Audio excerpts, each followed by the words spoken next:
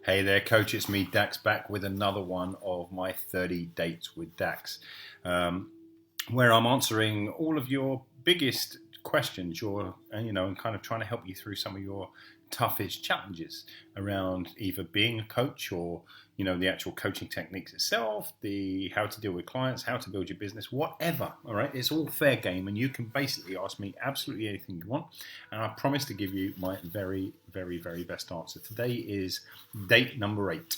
Okay, so this one's from Mark Hawkins. Mark says, I keep bouncing between the spiritual, the scientific, and the practical elements of transformation, and I'm struggling with making my message simple, relative, and relatable to the potentially ideal clients who might want to work with me.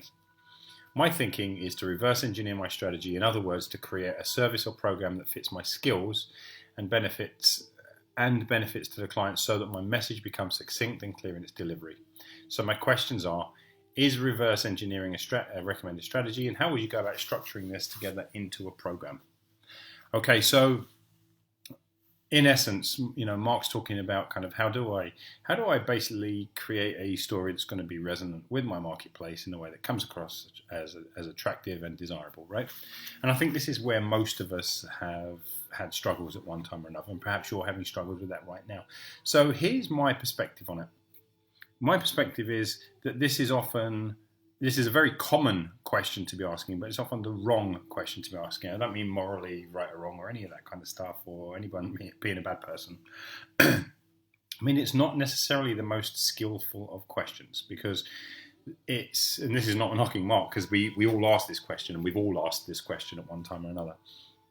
But here's why it's not skillful, because it asks us to play mind reader, to actually guess the marketplace, to try and imagine what people want from us, and try and imagine the language that we have to create in order for them to be most resonant. And I know that this is exactly how you've been taught to do it, and everyone who's running marketing and copywriting and all that kind of stuff tells you to go and get into the mind of your client first and foremost, right? Kind of find a thirsty crowd, and then kind of give them the water that they want, kind of thing, right? And I get it, and I understand it, and certainly the earlier part of my career was very, very much focused on that, until it wasn't, and until I started to realize that it was kind of like a losing game for me, and it was a losing game. I observed that it was a losing game for so many people, and the reason it was a losing game because A, it caused us to play mind reader, B, it caused us to chase the market around and actually not necessarily put so much focus on what we wanted from our coaching experience, but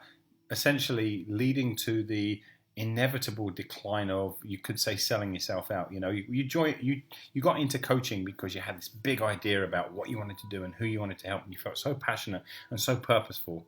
And yet a few years later down the line, if you're lucky, if it lasts that, if it waits that long before it kind of deteriorates for you, a little way down the line, you start to notice that you're not feeling as passionate, you're not feeling as purposeful, and that actually, it feels like marketing is a bit of a dirty word, because for you, marketing feels like some form of manipulation. I don't know if that's resonant for you, Mark. I don't know if it's resonant for you, the rest of you listening to this, but it's certainly been a common complaint, a common malady that a lot of people have explained to me, described to me in their own lives and in their own businesses. So after that lengthy preamble, my idea in the last sort of like 10 years of my life has been a fairly simple one.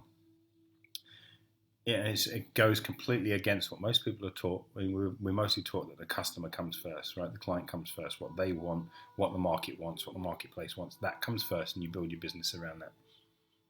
I think if you're doing that with widgets and coat hangers and soap and all that kind of stuff, it's awesome. It can certainly work.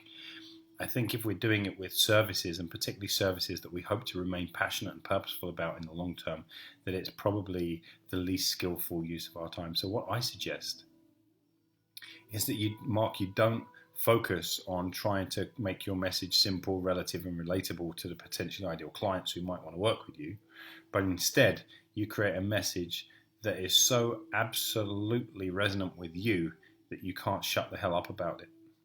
All right? So that's the first place to start, I believe, right? Is that we don't start with the marketplace. We start with in my program, the Guru Project, we actually have a whole bunch of M's that are laid out, right? And one of the very first M Unlike most people who start with a market, like what does the market want, what are they about?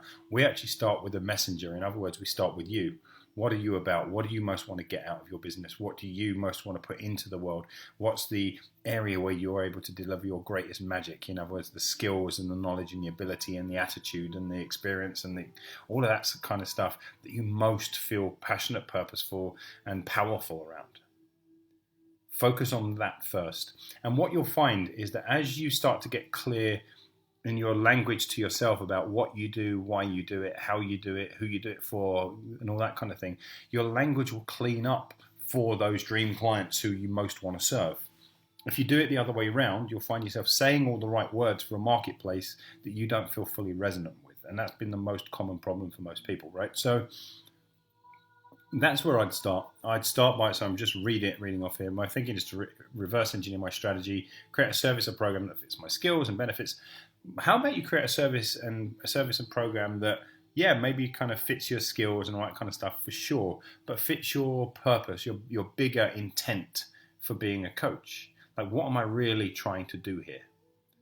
What do I really want to say? Who do I really want? What is it that I've gotten into this in the first place for? Why have I given up that other career and decided to do this instead?